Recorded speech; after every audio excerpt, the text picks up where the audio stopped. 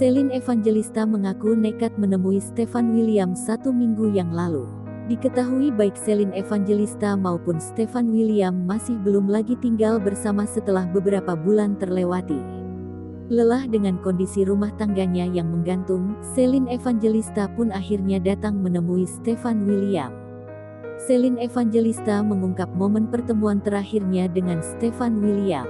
Pertemuan itu sebagai upaya untuk meminta kejelasan dan mempertahankan rumah tangganya. Ia sudah tak tahan dengan kondisi rumah tangganya yang menggantung dengan Stefan William. Namun, dari pembicaraan yang telah dilakukan, Celine Evangelista mengaku belum menemukan jalan keluar.